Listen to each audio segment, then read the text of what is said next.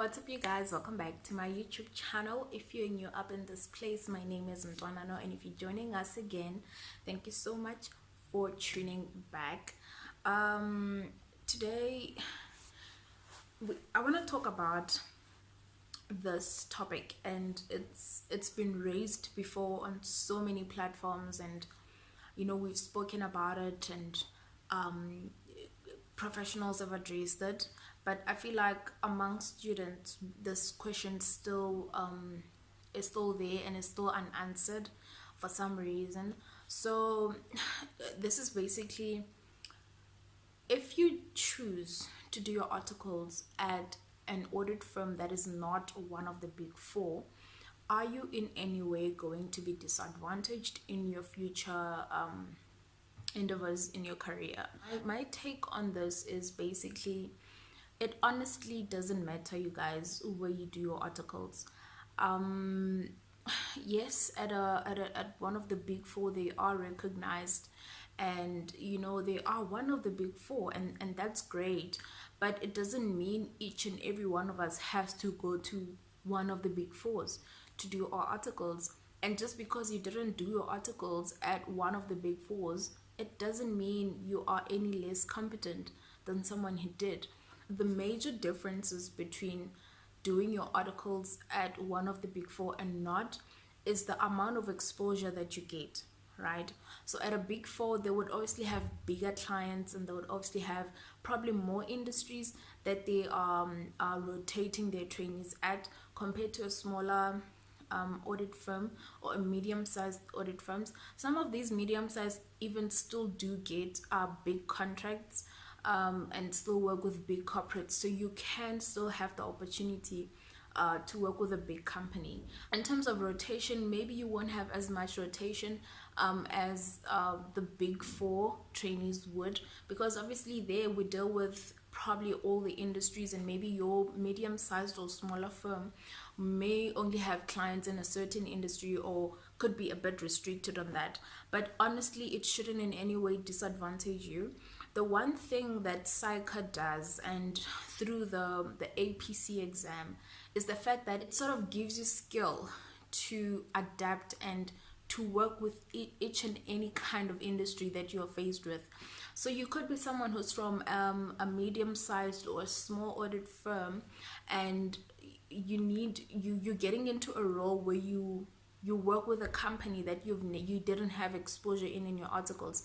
And it often does happen even with big four trainees, that we move into industries that at the big four you were not fortunate enough to get into.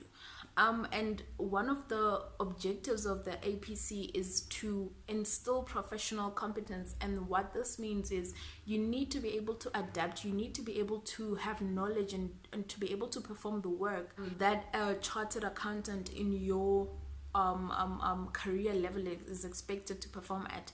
And how this happens basically, I've only been through the APC process for like I think 3 months now, but basically what happens is you get a company which would simulate you going into an entry-level job where you're a newly qualified CA. You get this company, and they tell you information about this company, and it is your responsibility to go and do research on this company, to go and do research in the industry that the company is in, and to know what the driving factors of that industry are, to know how things have been working and how the companies in that industry have been performing. It's not any different to a real life situation where you move out of your articles regardless of whether you're coming from a big four or not, and you get into a position in a company where you are maybe an assistant to the CFO, and you need to acquaint yourself with that company and the industry that that company is in. This has nothing to do with whether or not you went to a big four or you went to a small firm. What matters at the end of the day is, are you competent to do the job, and are you able to deliver the deliverables that are expected from somebody who's a newly qualified CA. So I don't see how doing your articles at a medium firm or at a small firm could disadvantage you in the long run, especially after you've written the APC exam. We're all on a level playing field, and what really happens to your career after that is solely dependent on you and where you choose to take your career. It is solely dependent on the skills that you decide to sort of develop for yourself. But other than that, going to a small firm shouldn't disadvantage you. You can finish your articles at a small firm and still go on secondment with a big four company. It's not a train smash just because your company is not offering a secondment in another country doesn't mean you don't have the opportunity to go. There are recruiters who are there waiting to recruit anyone and everybody who's has the necessary skills and has the necessary competence to do the job. So it's not about, for me, it's really not about where you do your articles. For me, it's more about what skills you have and what can you bring to the table, when you do get to that point.